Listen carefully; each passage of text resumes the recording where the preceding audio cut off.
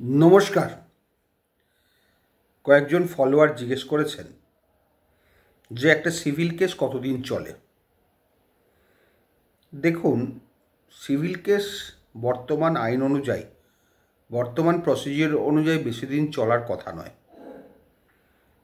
এখনকার যে প্রসিজিওর, প্রথমে প্লেন্ট ফাইল হবে, তারপর প্লেন্ট সমন দিয়ে সার্ভিস হবে, স্পিড পোস্ট উইথ এডি এবং বিলিফ যাবে। যদি সমন ডিফেন্ডেন্ট ধরে নেয় বা ঠিকমতো সার্ভ করানো যায়, তাহলে 4 মাসের মধ্যে ডিফেন্ডেন্টকে রিটেন স্টেটমেন্ট ফাইল করতে হবে। না হলে কস্ট হবে। যদি বারবার এরকম টাইম চায় ডিফেন্ডেন্ট 4 মাসের ওপরে, তাহলে কোর্টও 2-3 বার সুযোগ দেবে, তারপর না হলে এক্সপার্টি করে দেবে। এক্সপার্টি করে দিলে প্লেন্টিফ তার এফিডেভিট ইন চিফ ফাইল করবে, তারপর সাক্ষী করবে নিজের সাক্ষীকে। ডিফেন্ডেন্ট শুধু ক্রস করার রাইট পাবে, ডিফেন্ডেন্ট সেখানে নিজে সাক্ষী দিতে পারবে না। মামলাটা হয়তো দেখা যাবে 1-1.5 বছরের মধ্যেই শেষ হয়ে যাবে, যদি এক্সপার্টি হয়। এবার ধরুন এক্সপার্টি হলো না, আদার সাইড সেখানে অ্যাপিয়ার করে গেল।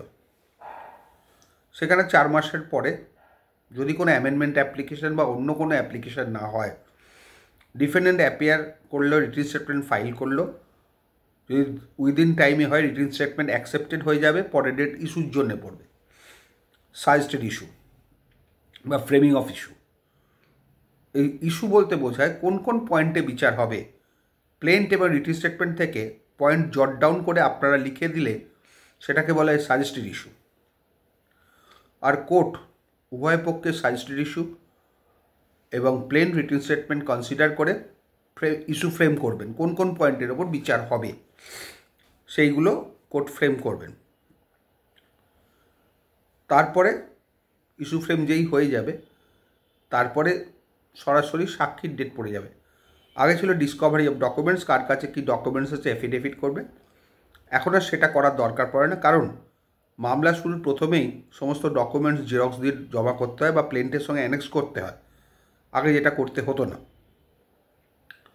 সুতরাং ধরে নেওয়া হবে যে ডিফেন্ডেন্টের কাছে সমস্ত ডকুমেন্টস পৌঁছে গেছে, ডিফেন্ডেন্ট তার রিটেন স্টেটমেন্ট ফাইল করার জন্যে 4 মাস সময় পাবে। 4 মাস পেরিয়ে গেলেও করা যাবে, তবে সেটা বেশি দিন টানা যাবে না। এবার ইস্যু ফ্রেম হলে ইস্যু ফ্রেমের পরেই সাক্ষী, আপনি লিখিত সাক্ষী দেবেন আপনার ক্লায়েন্টের, আদার সাইড ক্রস করবে, আদার সাইড এফিডেভিট চিপ দেবে, আপনি ক্রস করবেন, তারপর আর্গুমেন্ট হবে, মামলা শেষ হয়ে যাবে। এই হচ্ছে প্রসিজিওর। যদি ঠিকমতো দেখতে 1-1.5 বছরের বেশি লাগার কথা না, 1.5 থেকে 2 বছর, কিন্তু সেটা হয় না। তার কারণ কোনো ডেটে হয়তো দেখলেন অ্যাডভোকেট এলেন না, অ্যাডভোকেট অসুস্থ হয়ে পড়েছে, কোনো পক্ষের হতে পারে। কোনো ডেটে দেখলেন কোনো অ্যাডভোকেট মারা গেছে, কোর্ট ছুটি পড়ে গেল। কোনো ডেটে দেখলেন জজ সাহেবরা আসেননি, অ্যাবসেন্ট। কোনো ডেটে দেখলেন হঠাৎ করে কোনো বন্ধ বা স্ট্রাইক ডেকে দিয়েছে, কোর্ট হলো না। হঠাৎ করে দেখলেন কোর্টের কোনো অফিসার আসেনি, কোর্ট হলো না। হঠাৎ করে দেখলেন যে আদার সাইডের লয়ার টাইম পিটিশন করেছে, টাইম চাইছে, বা আপনার কোনো অসুবিধার জন্য আপনার লয়ার টাইম চাইছে, বা লয়াররা ঠিকমতো রেডি হতে পারেনি বলে টাইম চাইছে। কোনো অ্যাডভোকেট মরে যাওয়ার ফলে ফুল কোর্ট রেফারেন্স হয়ে গেছে। সুতরাং এবং ওই ডেটগুলো যদি এইভাবে স্কিপ করে যায় বা মিস হয়ে যায়, এই ধরনের রেজলিউশন থাকে, তাহলে কোনো উকিলই মামলা করতে পারবে না, যদি বারের রেজলিউশন থাকে। কোনো উকিল বা অ্যাডভোকেট বারের রেজলিউশন অমান্য করে মামলা করতে পারবে না। সেক্ষেত্রে মামলা আপনার ডিলে হবে, কিছু করার নেই। এগুলোকে বলে প্রসিডিউরাল ডিলে। তবে মোটামুটি একটা অ্যাভারেজ ধরে নেওয়া হয়, মোটামুটি অ্যাভারেজ 4 থেকে 5 বছর লাগে, অ্যাভারেজ বলছে। কমও লেগে যেতে পারে, আবার বেশিও লাগতে পারে। কারণ যদি কেউ অর্ডার এগেনস্টে এগ্রিভড হয়, হাইকোর্টে গেল, হাইকোর্টে সেই মামলা চলল, তারপরে হার জিত হওয়ার পরে আবার লোয়ার কোর্টে ফিরে এলো, সেখানে তার পরের স্টেজ থেকে মামলাটা শুরু হবে।